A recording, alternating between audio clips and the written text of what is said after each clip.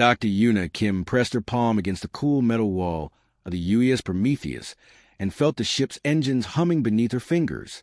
After 15 long years of working day and night, humanity's first warp drive was finally ready. She had spent so many nights in a lab that she could barely remember what her apartment looked like anymore. The bridge buzzed with nervous energy as Captain Juan Park walked between the control stations. His officers checked their instruments one last time. This was the moment that would change everything for humanity. They were about to travel faster than light for the very first time. All systems show green lights. Called out engineer Tae Min from his station near the back of the bridge. His hands moved quickly over the glowing buttons and switches. The young engineer had worked on this project since he graduated from the academy 5 years ago. Today, all his hard work would finally be tested. Communications Officer Jean Lee sat at her post, ready to record everything that happened. She would be the one to tell Earth about their success or failure. Her fingers hovered over the transmission controls, waiting for the captain's orders. Captain Juan Park took his place in the command chair at the center of the bridge. He looked around at his crew of 20 brave souls who had volunteered for this dangerous mission. No one knew what would happen when they tried to fold space and time around their ship. "Dr. Kim, are you ready?" the captain asked. Yuna nodded and moved to her science station. The quantum fold generator is working perfectly. All safety systems are online. We're as ready as we'll ever be. The captain pressed a button on his chair. "Attention, all crew. This is Captain Park. We are about to make history. In 30 seconds, we will attempt humanity's first faster-than-light journey. Whatever happens, remember that we do this for all of humanity." Outside the ship's windows, Earth hung like a blue marble against the black of space. It looked so peaceful from up here. Soon, they would be farther from home than any human had ever traveled. "Beginning countdown," Tae Min announced. 10 seconds to warp jump. Yuna felt her heart beating fast in her chest. She watched the numbers on her screen climb higher and higher as the quantum field built up around the ship. 5, 4, 3, 2, 1, engaging warp drive now. Tae Min pressed a large red button. That would change everything. The Prometheus began to shake and vibrate. The lights on the bridge flickered as massive amounts of power flowed through the ship's systems. Outside, the stars started to stretch into long white lines as space itself began to bend around them. Then something incredible happened, something that no one had expected. As the ship folded space-time and jumped toward their destination near Proxima Centauri, a huge wave of energy burst out from their warp field. This energy pulse was unlike anything the scientists had predicted. It raced through space faster than light itself, spreading out in all directions like ripples on a pond. The crew of the Prometheus had no idea that this energy wave was traveling across the galaxy, reaching places they had never dreamed existed. 50 light years away, Admiral Vextar stood on the bridge of his massive warship. He commanded a fleet of 300 vessels from the hegemony, one of the most powerful forces in the galaxy. His ships were heading toward a battle that had been planned for months. Suddenly, every screen on his bridge went dark. The lights failed.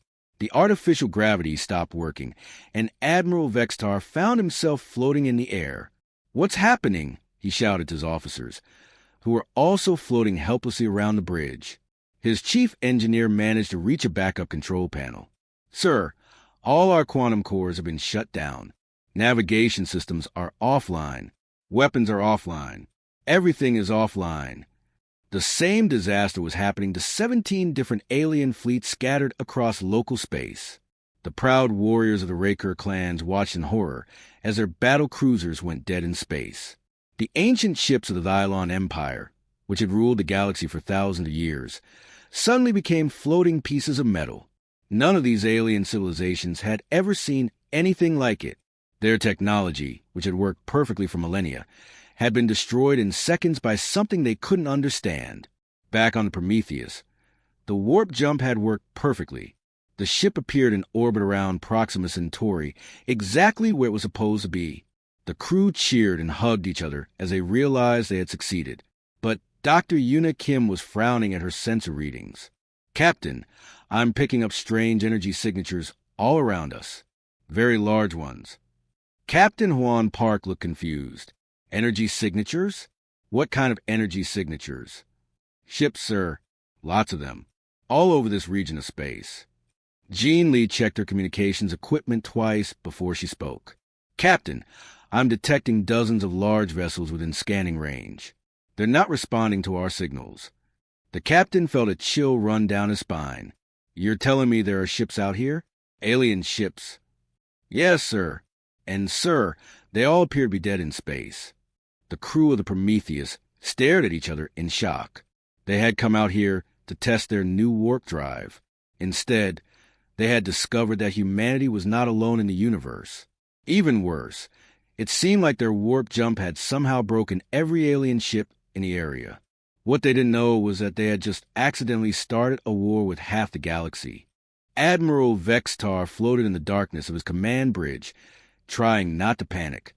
In his 40 years of military service, he had never seen anything like this. His mighty fleet, which had been the terror of 3 star systems just minutes ago, was now completely helpless. The emergency lights flickered on, casting strange red shadows across the bridge. His officers were floating around like fish in a bowl, trying to reach their control stations without gravity to help them. Sir, I've managed to get the backup communications working, called a communications officer, a young female named Scylla. She had grabbed onto a support beam and was pulling herself toward her station. I'm receiving emergency signals from all our ships. What are they saying? Vextar demanded, using his hands to push himself toward the command chair. The same thing, sir. Total system failure across the entire fleet. Every ship is reporting that their quantum cores just died at the same moment. Vextar felt a cold fear growing in his stomach. The hegemony had ruled this part of space for over 2,000 years. Their technology was the most advanced in the known galaxy. Nothing should have been able to do this to them. Sir, Scylla continued, her voice shaking, I'm also receiving distress calls from other fleets. The Raker war bands are reporting the same problem. So are the Thylans. The Thylans? Vextar couldn't believe what he was hearing. The Thylon Empire was ancient beyond measure. Their mastery of quantum technology was legendary. If they were also affected, then whatever had attacked them was more powerful than anything in recorded history. Far across space, on a Raker battlecruiser, war leader Krex was having his own crisis. The massive alien warrior stood over 7 feet tall, with thick armor covering his body and 4 powerful arms. Right now, he was using all 4 arms to hold onto his command chair as his ship spun slowly through space without power. War leader! Shouted his second-in-command, a fierce warrior named Gorth. Our engine masters report that the quantum cores are completely dead. They say it's like someone reached inside our ships and turned off the heart of our technology. Krex's eyes burned with rage. The Raker were proud warriors who had never backed down from any fight. The idea that someone had attacked them, without even showing their face, made his blood boil. Who dares to strike at the Raker clans? He roared. Find them. I want to know who did this, so I can tear them apart with my bare hands.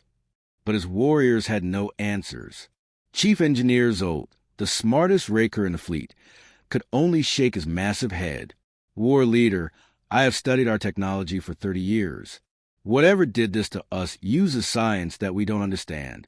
It's like they speak a different language to the universe itself. Meanwhile, in the ancient halls of the Thylon command ship, High Counselor Mirnell moved through the corridors with calm dignity, despite the chaos around her. The Thylans were a peaceful people who preferred knowledge to war, but they were not helpless. Their understanding of quantum mechanics had allowed them to build an empire that lasted for 10,000 years. Counselor, said her chief scientist, an elderly Thylon named Veltar, our quantum resonance chambers have been completely disrupted. This should be impossible. Our technology is designed to be stable under any known conditions. Mirnell's large, dark eyes showed no fear, but deep concern. How many of our ships are affected? All of them, Counselor. Every Thylon vessel in this sector has lost power, but that's not the strangest part. Continue. The disruption came from a single point in space. Something created a wave of energy that spread faster than light itself. It's as if someone discovered a new law of physics and used it as a weapon. Back on the Prometheus, Dr. Yuna Kim was working frantically at her science station. She had been running tests on their warp drive for the past hour, trying to understand what had gone wrong.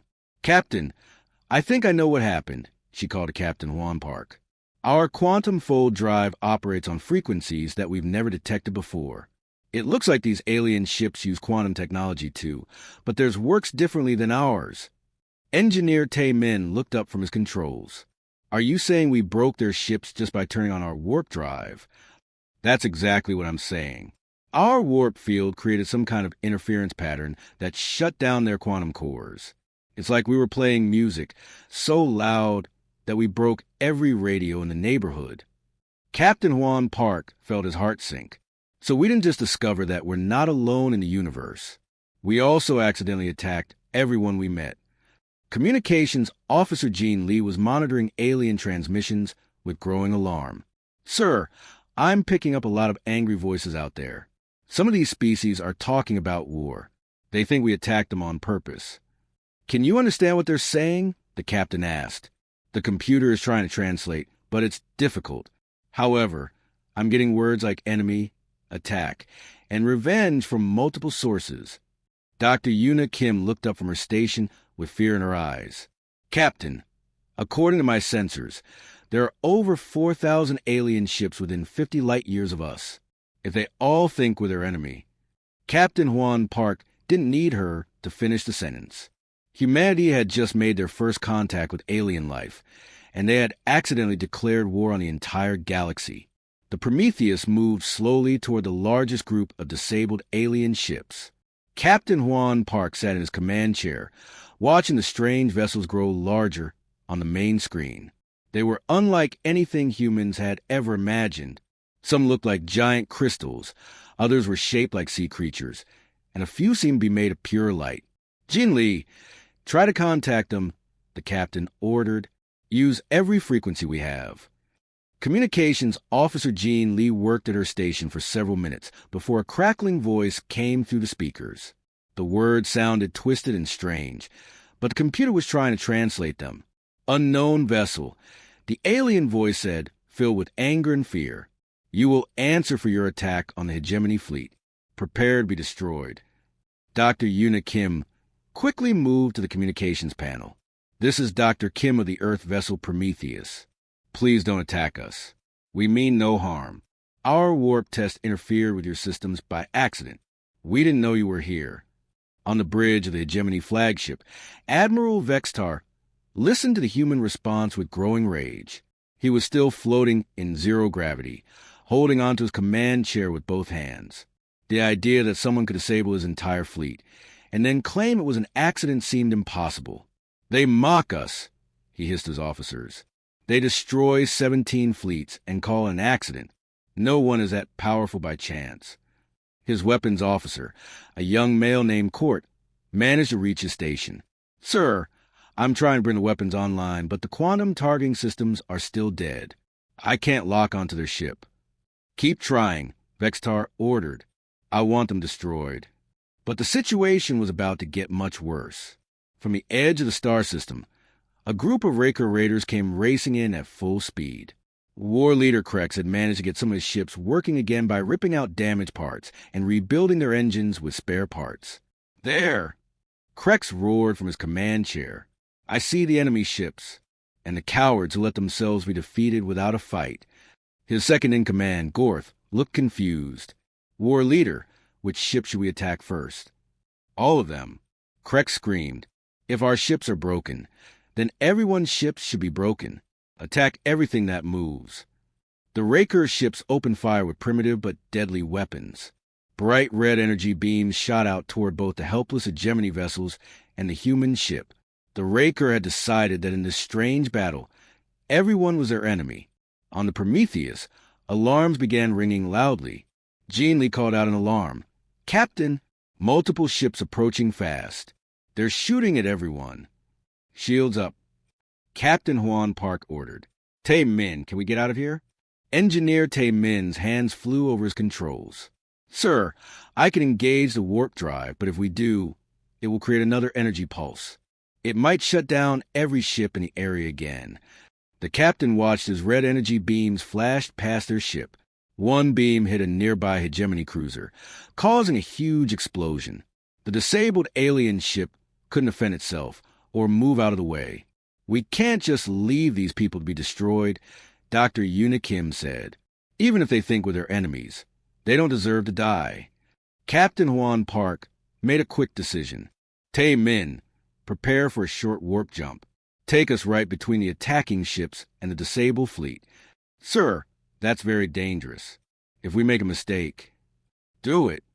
The Prometheus vanished into warp space for just a few seconds, then reappeared directly in the path of the Raker attack ships. The warp jump created another wave of energy that instantly shut down the Raker vessels. Their weapons stopped firing, and their ships began drifting helplessly through space. War leader Krex found himself floating in darkness once again. This time, his rage was mixed with fear. "What kind of enemy can appear and disappear like ghosts?" he whispered to Gorth. "How do we fight something we cannot touch?" The battle had lasted less than 10 minutes, but the effect spread quickly across the galaxy. Other alien fleets detected the energy signatures and began sending messages to their home worlds. Soon, every major civilization knew about the mysterious humans who could disable entire fleets just by moving through space. On a Dylon science vessel, High Counselor Mirnell studied the energy readings with deep concern. "This changes everything," she told her advisors. "For 10,000 years, we have been the masters of quantum technology. Now we have met a species that can do things we thought were impossible." Her chief scientist, Veltar, nodded slowly. "Should we consider them a threat, Counselor?" "I don't know yet, but I do know that we must learn more about them. Send a message to their ship. Tell them we wish to talk." Back on the Prometheus, the crew was trying to understand what they had stumbled into. Jean Lee was receiving dozens of transmissions from different alien species. Some sounded angry, others seemed afraid, and a few appeared curious. "Captain," she reported, "I'm getting messages from at least 12 different alien civilizations. Most of them want to know who we are and how we disabled their fleets." Dr. Yuna Kim looked at her sensor readings with amazement. "Sir, according to my scans, there are over 100 different alien species in this region of space. We're not just dealing with a few angry neighbors. This is an entire galactic community." Captain Juan Park realized that humanity's first day in the larger universe had become incredibly complicated. They had wanted to test a new engine. Instead, they had accidentally become the most feared military force in the galaxy. 3 weeks had passed since the first contact disaster, and Captain Juan Park was beginning to understand just how much trouble humanity was in. The Prometheus had become the most hunted ship in the galaxy, with alien fleets from dozens of civilizations trying to track them down. But something strange was happening. Every time alien ships got close enough to attack, the humans would simply jump to warp speed and disappear. And each time they did, the alien ships would lose all power and drift helplessly in space. Dr. Yuna Kim sat in the ship's science lab, surrounded by holographic displays showing energy patterns and quantum readings. She had been working day and night to understand why their warp drive had such a devastating effect on alien technology. "I think I've figured it out," she announced to the senior officers gathered around her. "Their weapons, their shields, their navigation systems, they all use quantum locking technology. When our warp drive activates, it scrambles those quantum fields completely." Engineer Tay Min looked at the data with amazement. "So every time we go to warp, we're like a giant electromagnetic pulse that only affects their technology?" "Exactly. And here's the really interesting part. They can't target us when we're in warp. Their targeting computers literally cannot see us because we exist in a different quantum state." Captain Juan Park studied the information carefully. As a military officer, he understood the implications immediately. "You're telling me we're invisible to their weapons?" "Not just invisible," Una replied. "We're untouchable. They can't lock on to us, they can't track us, and they can't predict where we'll appear next." This discovery had come at just the right time. That morning, Communications Officer Jean Lee had intercepted a transmission from the Hegemony Fleet. Admiral Vextar had finally gotten his ships working again, and was leading a massive force toward their position. "Captain," Jean Lee reported, "I'm tracking 47 hegemony warships approaching our location. They'll be here in 6 hours." "They want revenge," the captain said grimly. "Can't say I blame them." But Tae-min had an idea. "Sir, what if we don't run this time? What if we stay and fight? Fight 47 warships with one exploration vessel?" Captain Huan Park asked. "That sounds like suicide. Not if we use our warp drive tactically. Short jumps, just a few seconds at a time. Every time we appear, their weapons will be offline. We could disable their entire fleet without firing a single shot." Dr. Yuna Kim nodded excitedly. "It could work. We appear, create an EMP burst that shuts down their systems, then disappear before they can recover." 6 hours later, the hegemony fleet arrived in the star system, where the Prometheus was waiting. Admiral Vextar stood on his bridge, filled with confidence. This time, he had brought enough firepower to destroy a small planet. "There's a human ship," announced his weapons officer. "Target locked. All ships prepare to fire. Destroy them," Vextar ordered. The Prometheus vanished just as the alien weapons fired. 47 energy beams shot through empty space where the human ship had been a moment before. "Where did they go?" Vextar shouted. Before anyone could answer, the human ship appeared directly above the hegemony formation. The warp jump created a massive energy pulse that shut down every alien vessel in the fleet. Lights went dark, weapons powered down, and the proud warships became floating metal coffins. The Prometheus disappeared again, then reappeared on the other side of the formation. Another EMP burst. More systems failed. "This is impossible."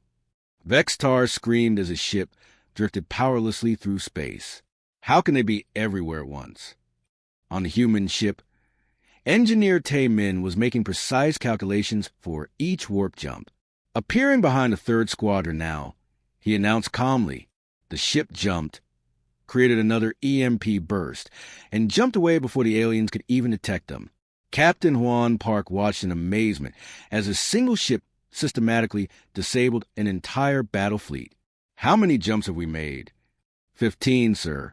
Every enemy ship is now offline. Communications Officer Jean Lee was monitoring alien transmissions across the galaxy. "Captain, word is spreading fast.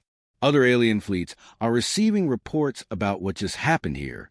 Within hours, the story of the quantum ghost reached every major civilization in local space. The humans had appeared and disappeared like spirits, leaving behind a trail of disabled warships. No one had ever seen anything like it. On a Raker command ship, War Leader Krex listened to the reports with growing respect. The Raker valued strength above all else, and these humans had just proven they were stronger than anyone had imagined. Send a message to the human ship. He ordered his communications officer. "Tell them that the Raker clans acknowledge their power. We would speak of alliance, not war." High Counselor Mirnell of the Dylon Empire came to a similar conclusion. For 10,000 years, her people had been the most advanced civilization in the galaxy. Now they had met someone who made their technology look primitive. "Prepare a diplomatic mission," she told her advisors.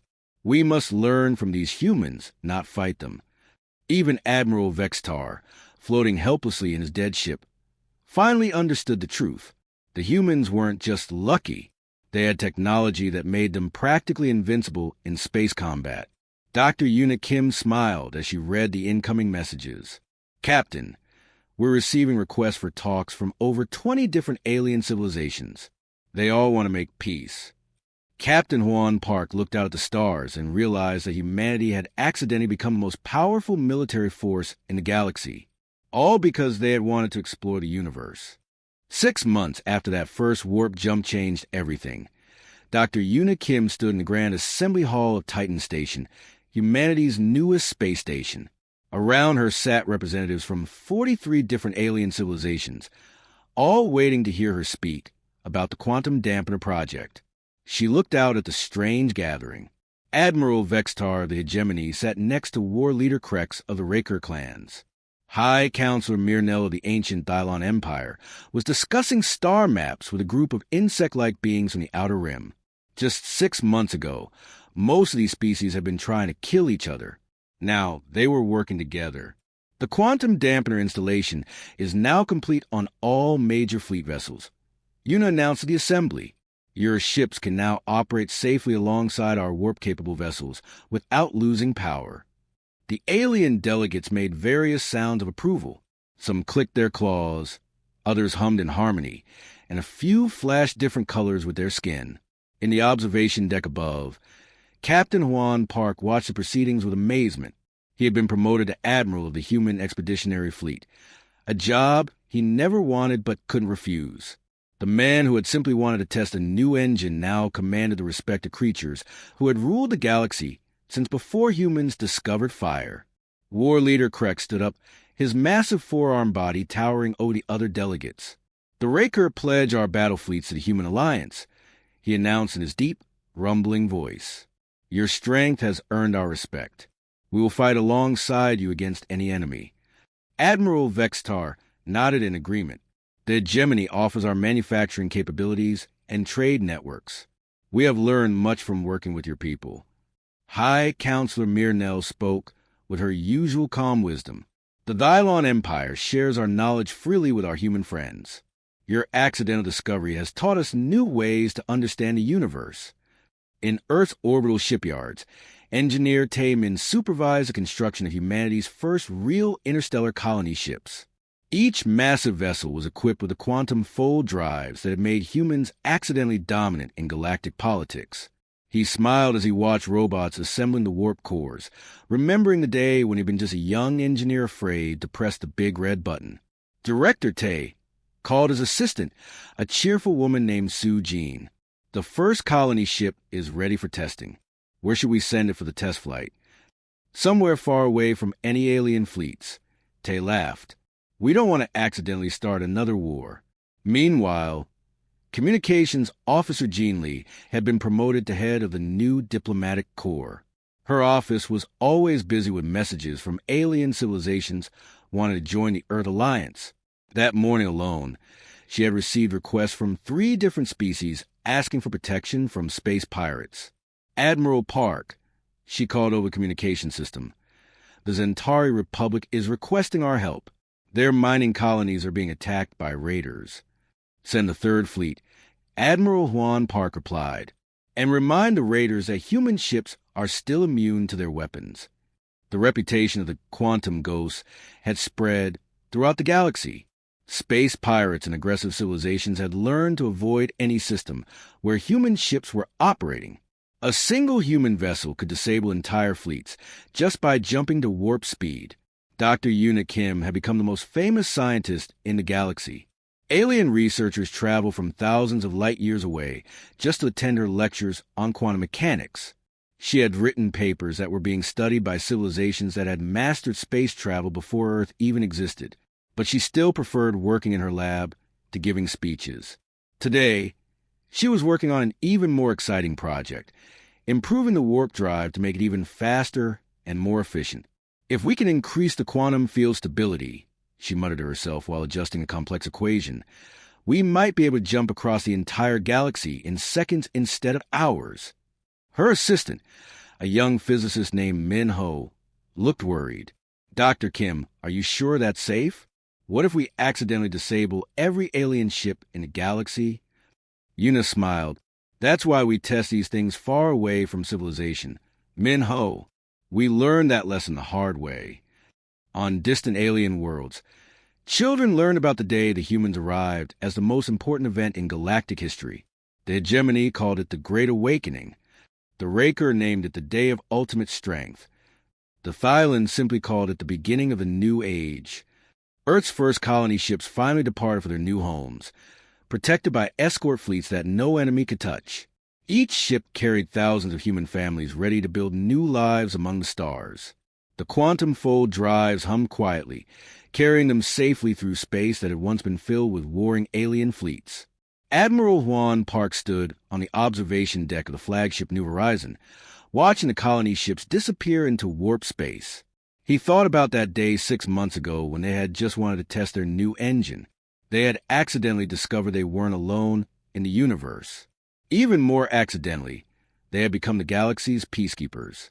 The universe was vast and beautiful, filled with wonders beyond imagination. And now, thanks to humanity's curiosity and their fortunate accident, it was finally safe for everyone to explore. As Earth's children spread across the stars, the galaxy entered an age of peace that would last for generations. All because one species had dared to reach for the stars and discovered they could accidentally touch them all.